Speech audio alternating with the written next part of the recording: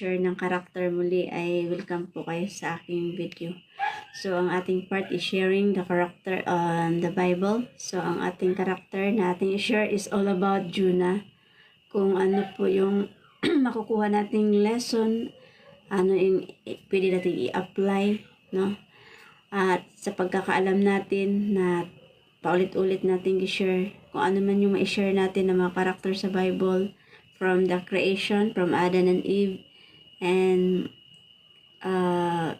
sa mga anak ni Eve at panahon ni Noah, ni Moses, kung saan tayo makarating ay nasa atin na po yun, kung saan tayo dadalhin ng ating video. Ayan, welcome po kayo sa aking video. Luzon, Visayas at Mindanao, good evening, welcome sa ating video. So, ngayon ang ating unang i-present na karakter, dahil ito'y na-share ko na pero paulit pa rin natin na i-share.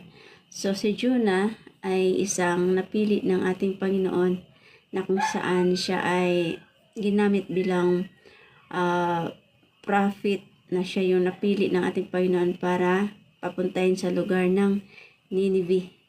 Dahil ang lugar ng Nineveh ay mahal ng Diyos, gusto ng Diyos na gamitin si Jonah para paalalahanan ang mga tao doon. At batid ng ating kaalaman, kung ating binasa yung Jonah chapter, basta buong chapter ng Jonah sa Bible, makikita po natin yung senaryo kung saan si Jonah ay pinapunta, no?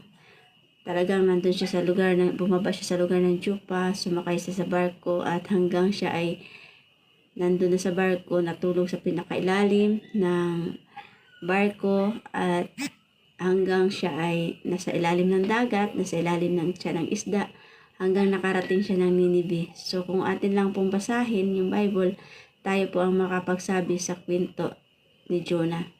So, at bakit kailangan natin itong i-share na? I-share na natin ito nung una. Pero, ito'y ating ipaalala muli para malaman natin kung anong lesson makukuha natin sa kwento ni Jonah. So, si Jonah ay isang propeta na napili ng ating Panginoon para papuntahin sa lugar ng Nineveh. Bagkus alam ni Jonah ang mga tao sa lugar ng Nineveh. Ito'y nakita niya na masasamang lugar na kung saan lahat ng uri ng kasamaan andun na. At syempre naman kung ikaw ay isang mabuti, tapos ikaw pa yung napili na papuntahin ng lugar ng Nineveh. So, yung pagiging tao, pagiging tauhanon sa Bisaya, pamaramdaman mo yung takot, no? At siya ay nag-doubt, no? Pero siya talaga yung ginamit ng Panginoon para papuntahin, para paalalahanan, kasi 40 days gugunawin yung lugar ng Nineveh. So, ilagay na lang natin na ang Nineveh at Spain, malayo yung miles yung papuntahan ni Jonah. Imagine paano siya nakarating, paano siya hinatid ng isda, no? Kung alam natin yung kwento, kung alam natin yung buong senaryo, at atin lang naman ibahagi kung paano siya ginamit ng Panginoon. So, nung kinausap siya ng Panginoon, Jonah, gising, may mission si Jonah, papuntahin siya ng Panginoon sa lugar ng Nineveh, at siya ay kinausap ng Panginoon. Ngunit si Jonah ay natulog kasi siya nun, na alimpungatan siya, nag-drive sa siyang mata na ay pinapunta ako ng Panginoon sa lugar ng Nineveh. Alam niya na ang lugar ng Nineveh is napakasama. Alam niya na ang lugar ng Nineveh is puno ng kasamaan. So, kung ikaw mismo mabuting tao, tapos alam mo yung lugar na yun ay puno ng kasamaan, lahat ng kasamaan ay nandun, hindi ka ba natatakot? So, si Jonah ay natakot kasi nung unang panahon ay talagang pag iba ang lahi mo, no? Talagang ihagis ka, tapos may nakapatusok pa hanggang mawala yung lahi mo, parang ubusan ng lahi. So, natatakot si Jonah nang pupunta siya sa lugar ng Nineveh. Nung bumaba siya sa lugar ng Joppa, may nakita siyang barko na ang direction ng barko papuntang Tarshish. So, pagsakay niya sa barko, namasahe siya. At pagsakay niya, imagine doon din siya sa pinakailalim ng barko. Doon siya nakahanap siya ng matutulugan niya. So, walang ibang makakita sa kanya kasi nandun siya sa pinakailalim ng barko natutulog. At nung umalis na yung barko, at habang nasa kalagitnaan ng karagatan, ang Panginoon ay mayroong inutos sa kanya. Ang inutos sa kanya, Jonah, punta ka sa Ninive para bigyan ng paalala, babala ba na within 40 days, gunawin yung lugar ng Ninive. So, si Jonah natulog doon sa ilalim ng barko. At ang alam naman niya ay sa Ninive siya papuntahin. Bakit? Sumakay siya ng barko na ang barko, ang direction is papuntang Tarshish. No, nandun siya sa barko at ang Panginoon gumagawa ng way para si Jonah ay mapapunta talaga kasi mayroong limit na 40 days.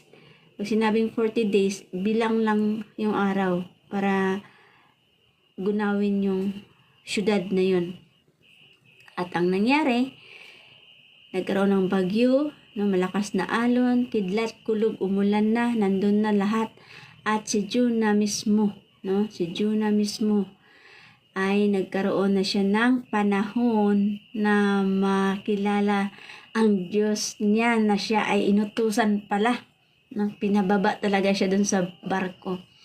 Nagkaroon ng bagyo, pero hindi pa siya naggising nun. Ang kapitan ng barko, sabi ng kapitan ng barko, manalangin kayo sa iyong Panginoon, pero hindi tumigil yung bagyo, hindi tumigil yung kidlat, malakas na alon, halos lunod na yung barko. At si Jonah, nakita, no, sa kapitan ng barko na may natulog na tao doon sa ilalim ng barko, ginising si Jonah. Sabi ng kapitan ng barko, gising. Siyempre, pag ginising siya ng kapitan ng barko, tinatanong ka, sino ka? Saang lahi ka galing? Saan lugar ka galing? Anong purpose mo? Bakit sumakay ka sa barkong ito? O saan ang punta mo? O sa maraming katanungan kung anong identity, kung saan siya tinanong siya lahat. Tapos manalangin ka sa iyong Panginoon. Kumbaga, kung basahin natin yung Jonah sa Bible, malaman natin yung buong storya. Napakaganda, no? Tapos si Jonah ay nakita doon sa senaryo na yun na talagang nakita niya na bumagyo na. So, nagpanik na yung mga tao sa barko. Hinagis na yung mga gamit sa dagat. Hinagis na yung mga para mabawasan. Hindi pa rin nagbabago. Ganun pa rin yung klima. Malakas ang ulan, bagyo, kidlat, at malakas na alon. So, si Jonah nakadesisyon na itapon niyo ako sa dagat sa short story. So, ayaw naman itapon ng kapitan ng barko si Jonah sa dagat kasi i-blame sila pag gagawin nila yun na mamatay yung tao dahil sa kanilang ginawa. So, hindi nila yun ginawa. Pero, nung hindi talaga huminto yung bagyo, talagang nakadesisyon na sila na itapon na si Jonah kasi yun ang sabi ni Jonah, itapon siya sa dagat. So, imagine, bumaba sa lugar ng Joppa si Jonah at nakakita ng barko, bumaba siya dun sa ilalim, pinakailalim ng barko at hanggang siya ay tinapon sa dagat. Pangatlo, nandun na siya sa ilalim ng dagat. Kung ikaw kaya, buhay ka pa kaya pag hinagis ka sa dagat? So, gaano gumagawa ng paraan ang Panginoon para si Jonah ay mapupunta lang sa Ninive kasi siya lang yung napili para papuntahin sa lugar ng Ninive. At yung bagyo na yon, yung malakas na hangin, kidlat, yun ang sinyalis na ang Panginoon gumagawa ng way para siya talaga ay gagamitin bilang instrumento ng ating Panginoon na papuntahin siya sa lugar ng Ninive. At nung tinapon na siya dagat, pumapayapa na yung dagat. At yung mga tao doon sa barko na yun ay mga pagano, hindi nila alam yung Creator. Nagsamba sila sa araw, nagsamba sila sa bato, kung ano yung sinasamba nila. Tapos, hindi sila dininig ng kanilang Panginoon. Tapos, nung nakilala nila si Jonah, kakaiba ang kanilang nakita. No, kakaiba. No, yung Diyos ni Jonah, no? Parang doon sila din nagiging nagkaroon ng kaalaman, no? Na naging aware sila doon na mayroon palang ganun na senaryo na mas mahigit pa na Panginoon na dapat katakutan. At ito yung magandang nangyari habang si Jonah ay nasa dagat, nag-prepare na pala ang ating Panginoon ng malaking isda.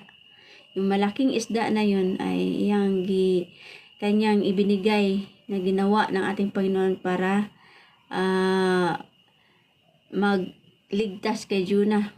At si Jonah ay kinuha sa isda na yun at dinala mismo. No, imagine na paano kapangyarihan yung ating Panginoon. Paano niya inutusan yung isda na kunin si Jonah at dalhin mismo sa lugar ng Ninibe. O disyerto naman yung Ninibe. O bakit nakarating doong isda? So hiwaga ng ating Panginoon. Si Jonah ay naglalakad ng ilang metro bago siya makarating doon sa kanyang pupuntahan. Siya ay nag-struggle. So imagine natin sa panahon natin ngayon, ano yung struggle na ating naranasan na hindi pa natin nagawa yung part natin bilang mananampalataya. So, naniniwala ba tayo sa Diyos? Naniniwala ba tayo kay Jesus? Naniniwala ba tayo sa creation? Naniniwala ba tayo na ang Diyos ang lumalang sa atin? So, imagine natin na ang Diyos ang nag-create sa atin. Mahal ng Diyos ang mga tao. At ang lugar ng Ninibe, mahal din ng Panginoon. Gusto lang ng Panginoon gamitin lang si Jonah para mapaalalahanan na magkaroon sila ng panahon upang magsisi. At hanggang dumating at si Jonah sa lugar ng Ninibe at doon nag-preach siya. Nung pag-preach niya na magsisi, nakinig ang mga tao, yung mga pinuno, no, nagdamit sako, nag-ayuno, o ganyan. So, gaano makapangyarihan ang Diyos? Ang gusto lang ng Panginoon, sumunod ka lang. Ako na bahala sa'yo. Magpagamit ka lang. Ako na ang bahala. Magpahipo sa kanilang puso. Ang gusto ng Panginoon ba? Maging instrumento lang tayo. Bahala na ang Diyos sa puso ng bawat isa sa atin. Kumbaga, hindi tayo ang makapagbabago. Gamitin lang tayo ng Panginoon para tayo maging instrumento kagaya ni Jesus Christ. No, doon sa creation, kasali na si Jesus Christ, Father, Son, and Holy Spirit, bago gi-execute ng ating Panginoon yung paglalang ng ating sanglibutan, ang purpose niya, bakit mayroon siyang tatlong personalities, Father, Son, and Holy Spirit, para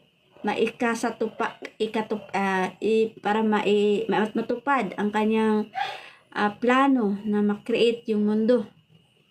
So, ang tatlong ito, giplanuhan niya ng maayos, giplanuhan niya ng husto. Paano yung flow ng kanyang creation. Ginawa niya ang langit at lupa, pero itong tatlo na ito, nag-exist na, Father, Son, and Holy Spirit.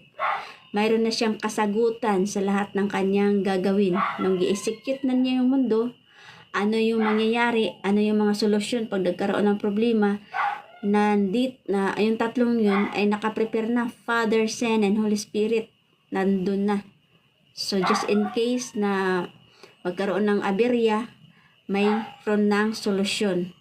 So ganun din sa panahon ni Jonah, alam ng Panginoon na ang mga tao sa lugar ng Ninibe magbago din sila. Sa pagdating ni Jonah, alam na ng Panginoon na pag gamitin niya si Jonah, lahat ng mga tao doon, isang salita lang ni Jonah, sa pamagitan ng kapangyarihan ng ating Panginoon, sa pamagitan ng salita ng ating Panginoon, na gagamitin ni Jonah yung salita ng Panginoon na mangaral siya doon, ay ang mga tao, kusa silang susunod kung anong sinasabi ni Jonah. So si Jonah, bagaman siya ay nag-disobey o siya man nag-doubt, ayaw niya kasi mga masama na yung tao sa mga lugar ng Ninibe, hindi siya agad sumunod. Sumuway muna siya, struggle muna siya ng marami, pero mahal siya ng Diyos, hindi siya pinabayaan dahil siya lang yung napili. At hanggang dumating sa punto na si Jonah ay nakapagbahagi na doon sa lugar ng Ninibe at lahat ng tao nagsisi, nag-ayuno, at hanggang sila ay nagbago. So ngayon, kung alam natin yung storya ni Jonah, gaano katindi ang experience ni Jonah, dumaan mo na siya sa pinakamasaklap na mga pangyayari, no? Imagine, tinapon ka sa dagat. Doon pa lang sa dagat, pwede ka na malunod doon. Pero ang Diyos nag-prepare ng malaking isda. At doon sa ilalim ng isda, imagine natin, nagkaroon din doon ng struggle. Ikaw kaya manirahan doon sa ilalim ng isda, ang daming slime. So anong ginawa ni Jonah? Nag-struggle siya sa ilalim ng tiyan ng isda. Pero ang Diyos, binigyan siya ng pagkakataon na magmuni-muni. Kung mahal ng Diyos si Jonah, mas mahal din niya ang mga tao sa lugar ng Nineveh. Kaya lang, si Jonah lang talaga ang napili para siya yung mag-share. Oh. At balik din tayo sa story ni Noah. Si Noah lang din napili. Karakter naman ito sa Bible na kung saan magbigay sa atin ng lesson sa buhay natin. Napili si Noah na mabuting tao na siya yung nautusan gumawa ng arka. Paano ginawa ni Noah yung arka? Mayroong guidelines ibinigay ng Diyos sa kanya. Sabi ng Panginoon, build it long and build it wide. So binigay ang direction kung paano gawin yung arka. At si Noah sumunod sa ating Panginoon. Naggawa siya ng arka within 120 years at 120 years din siyang nangaral sa mga tao. At yung time na yon, si Noah, natapos niya gawa ang arka, lahat ng mga hayop andun na sa senaryo na pinapasok, inutusan ng Panginoon. 7 by 7, malinis na mga hayop. 2 by 2, mga maduming hayop. Pagbaak ang kuko at hindi ngumunguya, tagdadalawa lang, isang pares lang, dalawa lang. Ito ay mga biak ang kuko at hindi ngumunguya, tagdalawa lang. Isang pares lang, dalawa lang pinaakyat sa arka. Tigpipito, malinis na hayop, biak ang kuko, tapos ngumunguya, malinis. 7 pares. Bakit 7 pares? Just in case na hindi pa matubo yung mga halaman kasi nandun sila sa flood, na lutang-lutang pa yung arka. Limbawa, kung maghinto man yung arka, wala silang makain, pag hupa ng baha, pwede sila doon na inalaw na ang tao pwede makakain ng karne. Hindi lahat ng karne, hindi lahat ng hayop pwede gawing karne, hindi pwede gawing pagkain. Mayroong guidelines. Yung tigpipito na baak ang kuko, tapos ngumunguya, katulad ng baka, kalabaw, kambing, tupa. Ayan. Mayroon siyang guidelines na ibinigay just in case na hindi tumubo yung mga halaman agad, mayroon silang makatay at maihandog sa Panginoon. So, mayroong guidelines. So, dahil dumating yung baha, hindi ibig sabihin, nilinis na rin yung mga hayop. Walang ganon. Ang baha ay isang paglinis, no? Sa lahat ng mga tao na pinapasok ng Noah, pasok na kayo kasi magkaroon ng baha. So, ang mga tao busy. Tinawanan nila si Noah. Ay, busy kami. Wala kaming panahon makinig sa'yo. No? Busy sa party, busy sa kasalan, busy sa birthdayhan, busy sa diskuhan o anong mga kinabisihan sa sanlibutan. At ang nangyari, sabi ni Noah, pasok na kayo sa arka, darating na yung baha. Tinawanan si Noah kasi ang tirik naman ng araw. Saan yung ulan? Kasi nung unang panahon, wala silang experience na umulan. Kasi yung unang panahon, ang nangyari sa kanila, hamog lang. Fogs, hamog. Hindi sila naka-experience na umulan. Sabi ni Noah, pasok na kayo kasi lahat ng hayop nandun na sa loob. Lahat ng uri ng hayop nandun sa loob. Ang mga tao na lang ang hinihintay. Ngunit, ang nandun sa arka, pamilya ni Noah, si Ham, asawa niya, si Japhet, asawa niya, si Shem, asawa niya, at asawa ni Noah, 8 lang sila. Tapos, noong sinabihan ni Noah, pasok na kayo kasi isirado na yung arka. Wala pa rin. So, ang Panginoon gumawa ng way, nilaknan yung pinto ng arka. At sa madaling storya, wala nang panahon para sila ay sumakay. Sarado na yung pinto. Nag-start ng lightning, kulog, kidlat lahat na, at unti-unting umuulan. Hanggang may tubig na, hanggang sila ay umuwi sa kanilang mga tahanan. Kasi first time nilang narinig ang kidlat, kulog, no? Ulan. Sa pag-uwi nila silang bahay, hindi huminto yung ulan. Hindi humupa yung baha. Hanggang naabutan na ang kanilang mga tahanan, hanggang sila ay naakyat sa mga puno, hanggang sila ay hindi na sila makausad pa. At sila ay nagsabi, Noah, buksan mo ang pinto ng arka, pasakayin nyo kami. Yun ba ang tamang pagpasakay ni kay Noah? Na malaki yung tubig? So sa ating panahon ngayon, kasi ang ating Panginoon, nagbigay siya ng maraming mahabang panahon. Si Noah, 120 years, ginawa niyang arka. 120 years siyang nangaral. Yun ba ay isang araw lang siya na-invite yung mga tao? Hindi. Matagal na panahon na siyang nagsasalita. Matagal lang panahon siya nagsishare. Pero yung mga tao, talagang bulag sa katotohanan. Talagang sarado ang kanilang isipan. At sila ay mapagmataas. No? Wala silang kabanalan, talagang mapagmata, talagang tawa-tawa lang sila nung panahon sila ay pinasakay ni Noah sa arka. Dumating sa punto na wala ng time na sila ay makasakay sa arka, silang lahat ay nalunod na. So, ibig sabihin, sa panahon natin ngayon, ano yung pangako ng ating Panginoon? Kung noon, may pangako ng ating Panginoon na hindi na muli babaha, wala nang baha, katulad noon na umapaw sa kabundukan. Ano naman sa panahon natin ngayon, yung pangako ng ating Panginoon?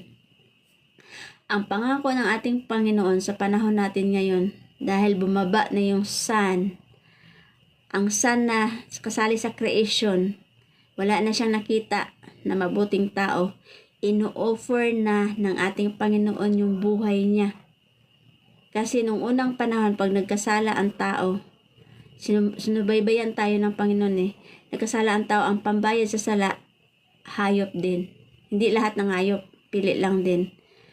Pag ikaw ay nagkasala, maghandog ka ng hayop, iwisik mo yung dugo sa tabernacle. Pero ang nangyari, talagang ang Diyos ay napakabuti.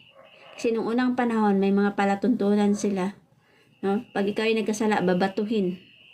Payag ka ba na sa ating panahon ngayon ay related pa sa ating sitwasyon? Ganun, pag ikaw ay nagkasala, actual, nakita ka, babatuhin hanggang mawalan ka ng hininga.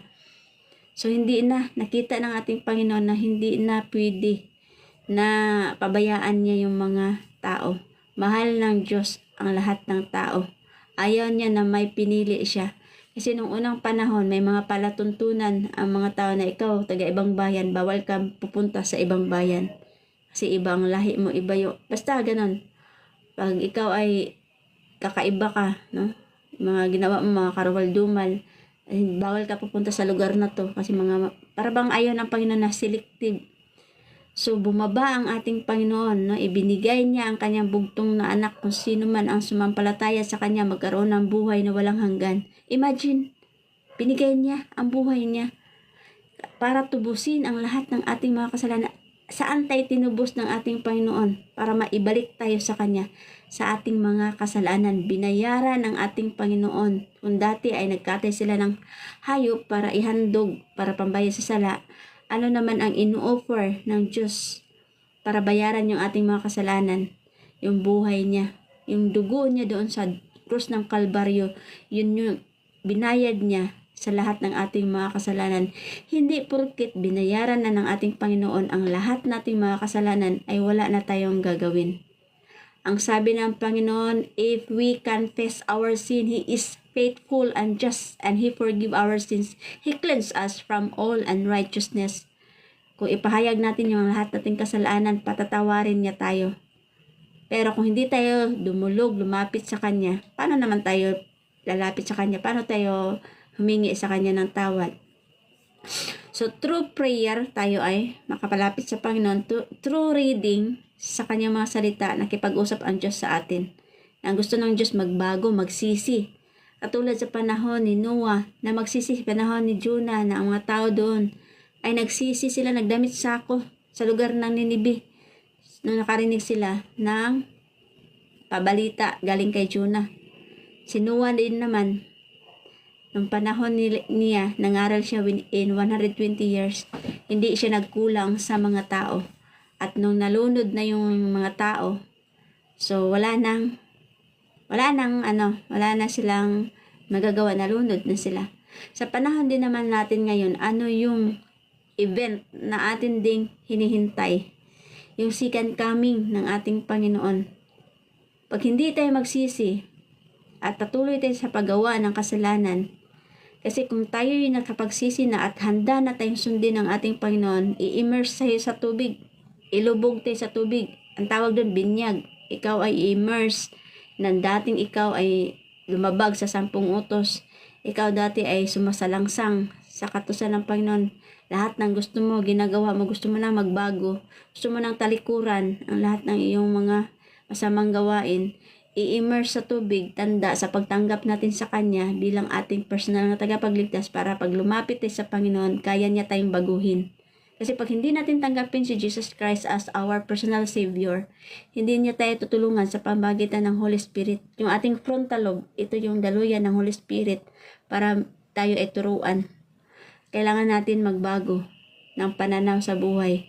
Pag-aralan yung salita ng ating Panginoon para pagdating ng ating Panginoon sa ikalawa niyang pagparito, hindi tayo mapunta doon sa dagat-dagatang apoy.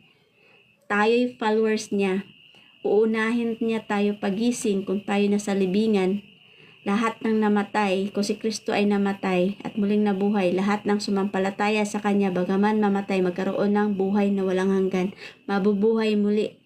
Uunahin pagising at isama sa Panginoon doon sa langit na bayan dahil ang ating Panginoon naghanda ng mansion doon sa langit. So lahat ng mga sumusunod sa Kanya magbakasyon ng 1,000 years sa langit.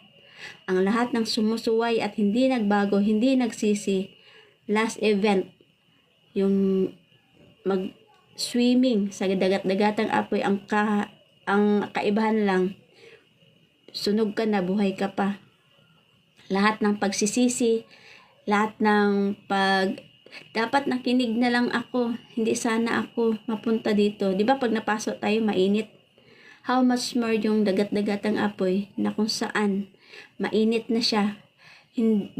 Kumbaga kung tayo nga, pag nasunog, namamatay tayo doon sa dagat-dagatang apoy na yon. Sunog ka na, buhay ka pa. Nandun yung pagsisisi.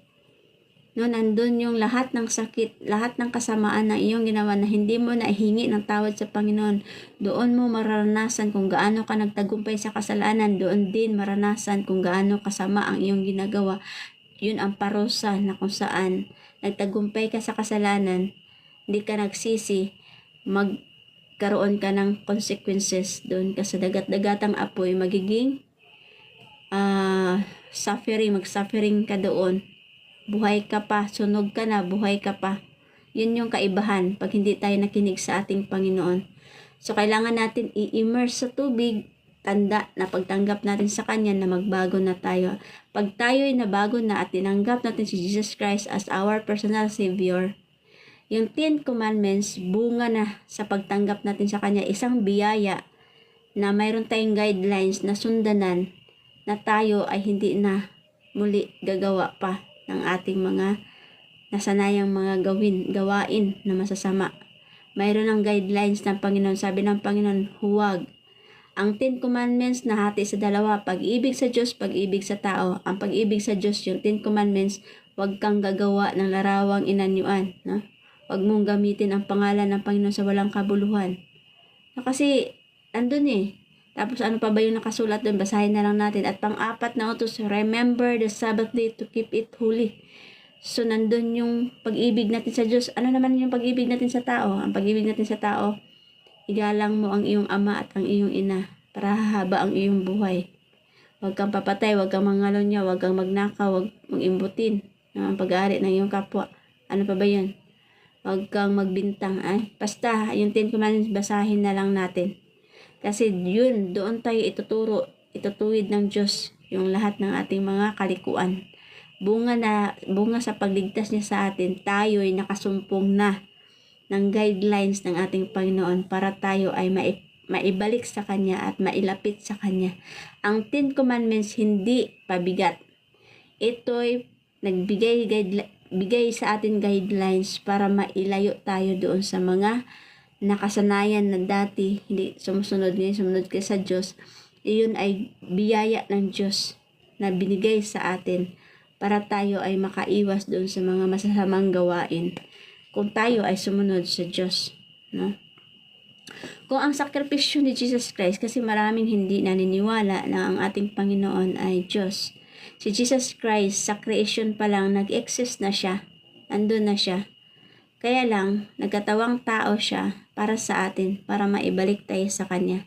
So, napakagandang balita na ang Diyos nagmahal sa atin. Napakagandang biyaya ng Diyos na ang Kanyang bugtong na anak ibinigay sa atin para mayroon tayong sundanan, good example, yung katawang lupa niya.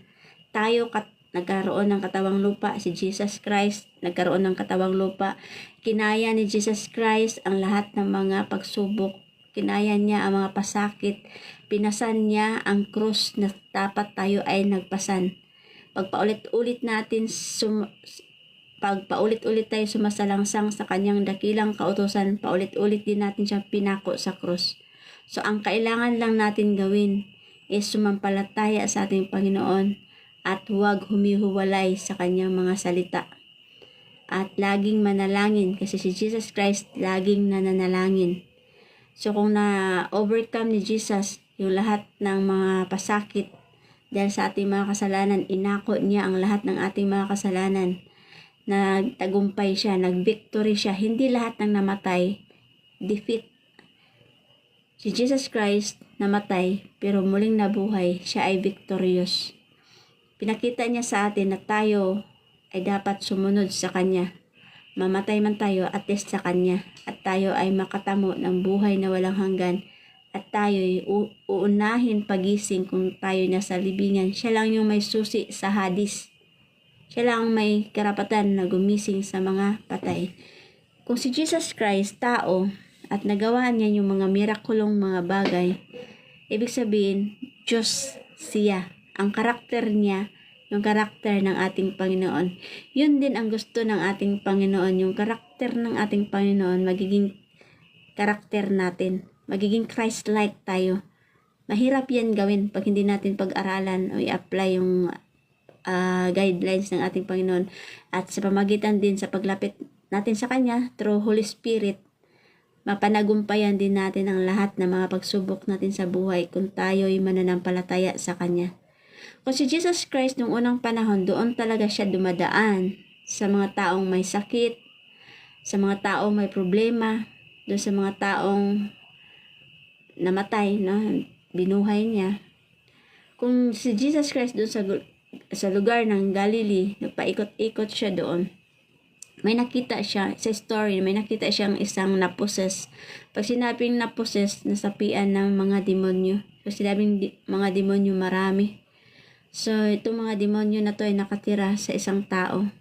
At yung time na yon, dumaan si Jesus doon. Kasi walang dumadaan doon kasi may naposes nga at natatakot siya. So, dumating ang panahon, pagkakataon na si Jesus Christ dumaan doon. At sa pagdaan ni Jesus doon sa lugar na yon, nakilala siya ng dyablo. Sabi ng mga demonyo, "Anak ng katastasang Diyos, wag mo kaming pahirapan. Pwede ba doon na lang kami sa katawan ng mga baboy?" So nakiusap pa kay Jesus na doon sila sa katawan ng mga baboy. Kung ikaw ang may-ari ng baboyan, ano ang gagawin mo kay Jesus? Dahil kay Jesus na pinagaling niya yung naposes, ang lahat ng demonyo nandun sa mga baboy, at yung mga baboy na yun ay tumalon sa bangin. Kung ikaw ang may-ari ng baboy, ano ang gagawin mo kay Jesus? Imagine, sa noong unang panahon pa lang, yung baboy, hindi po yan inalaw na kainin. Karumal-dumal. So, hindi mahalaga. Kumbaga, karumal-dumal. Pag sinabing karumal-dumal, may likas na mag-absorb sila ng mga panis na pagkain, hindi sila namamatay. No? Pag tayo nga kumakain ng panis, nalalason tayo. Pero yung baboy, pagpakainin mo yan ng mga panis na pagkain, kaya nilang i-absorb sa kanilang katawan. Bakit? Kasi maraming parasite. Yung parasite sa kanilang katawan, hindi lang basta parasite. Kahit anong luto mo sa kanila, kahit iturbo mo pa yan, hindi namamatay. Pag yan ay niluto mo, tapos lumamig na ulit yung karne, kahit luto na siya, nabubuhay muli yung parasite na yun. Pag yan ay kinain mo at pupunta sa iyong katawan, yun ang dahilan bakit maninikip ang iyong dibdib. So, gaano kamahal tayo ng Diyos, no? Binigyan niya tayo ng mga palatandaan kung anong dapat nating kainin. Kasi ang original talaga nating pagkain is mga nuts, fruits, vegetables. Tapos doon lang naman sa panahon ni Noah, inalaw na makakain tayo ng karne. Pero hindi lahat ng karne. Mayroong palatandaan. Lahat ng malilinis na hayop tig-7 pares. So mayroong purpose. Bakit? Kung magkatay sila Noah, may matitira pang lahi. Kung pinatay na yung tag-2 pares, 2 lang, 1 pares lang, 2. Wala nang lahi tayo makikilala ngayon. So ibig sabihin, ang Diyos ay napakabuti niya. Lahat ng kanyang mga inutusan, binigyan ng guidelines. Hanggang sa panahon natin ngayon, binigyan din tayo ng guidelines. Ang guidelines na iniwan sa atin sa panahon natin ngayon, na apply pa natin yung 10 Commandments. Yung 10 Commandments na ibinigay niya sa atin, ito yung tanda sa lahat ng sumusunod sa Kanya. Ang hindi sumusunod sa Kanya, mapapahamak. Hindi na natin masisisi ang Diyos. Kasi bago niya ibinigay ito ni Moses, si Moses nga, nagsakripisyo siya, umakyat doon sa bundok ng Sinai para lang makausap yung Diyos, at siya ay binigyan ng authority ng ating Panginoon, na bigyan ng guidelines yung mga Israelites, yung mga taong iligtas niya sa lugar ng Egypto. Lahat ng tao, para sa lahat ng tao, binigay ng ating Panginoon kay Moses. Hanggang ngayon, apply pa rin natin. At ang palatuntunan lang naman, kasi ang katwiran natin is walang makasunod sa 10 Commandments, si Jesus lang. Si Jesus ba tao o hindi? O tao. Ikaw ba tao o hindi? Tao. O kung nasunod ni Jesus, bakit di mo rin kayang sundin? Kung si Jesus Christ is good example, bakit ayaw mo rin magiging good example sa iba? So tayo, binigyan ng good example na doon tayo susunod, sundanan. Ba't hindi tayo susunod kay Jesus? Kung gusto nating kaligtasan na buhay na walang hanggan, si Jesus is the way, the truth, and the life. Para sa pagdating ng ating Panginoon sa second coming niya, ano yung inihanda natin? Prepare na ba tayo sa pagbabalik ng ating Panginoon sa ikalawa niyang pagparito? Kung tayo'y nag-aantay sa ating Panginoon sa kanyang ikalawang pagparito, tayo ba, handa na ba humarap sa Kanya? So lahat ng mga tao na nagsunod sa ating Panginoon, masayang sasalubong sa Kanya. Yun ang pinakamagandang event o malaking event na hinihintay ng lahat ng tao, na siya ay babalik. Lahat ng mga tao na sumunod sa Kanya, masayang sasalubungin siya. Lahat ng taong hindi sumusunod sa Kanya, ayaw tumingin sa Kanya. Mas gusto pa nilang tambakan sila ng mga bundok, bato. Ayaw nila titigan yung kalawalatian ng Panginoon. Pero lahat ng sumusunod sa ating Panginoon, kaya titigan si Jesus Christ, kasi ang ating Panginoon nandun sa mga sumusunod sa Kanya. Hindi niya tayo pababayaan pag tayo'y followers niya. Tayo'y sa Kanya, ililigtas niya tayo.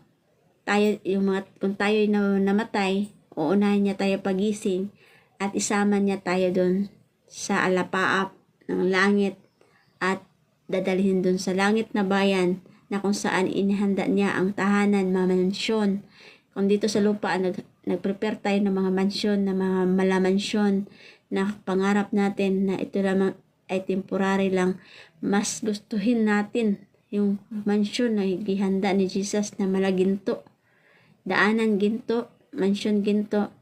So doon na tayo mangarap sa langit, kasi doon makasumpong tayo ng buhay na walang hanggan. Wala ng kamatayan, wala ng no more nights, no more sorrows, no more pain, no more crying. Lahat masaya. Si Kristo ay atin nang makasama. Ayaw ba natin na makasama yung ating Panginoon? So, ang lahat ng ating karakter sa Bible na ating na-share sa video ito, maraming salamat kung iyon ay ate pong naintindihan. Bakit di-share natin? May mga lesson po tayong makukuha. Pag-aralan natin, tayo mismo mag-aral sa ating mga Bible para yung ating napag-aralan, tayo ang makatuklas ng ginintuang bagay na kung saan ang Diyos ay magturo sa atin para tayo ay babaguhin niya sa kanyang kaluwalhatian at tayo'y masaya sa pagsalubong sa kanya kung tayo ay handa na, no, sa pagdating niya. So kung tayo nag-aantay sa kanya, prepare ourselves, prepare the way, Jesus is coming soon. Yan lang, no? If we confess our sin, He is faithful and just, and He forgive our sin. He cleanse us from all unrighteousness. For God so loved the world that He gave His only begotten Son, that whosoever believeth in Him should not perish but have everlasting life. Yun lang ang ating video sa gabing ito. Thank you sa inyong lahat. Thank you sa inyong pagsubaybay at good night and God bless, and to God be the glory, and bye bye everyone.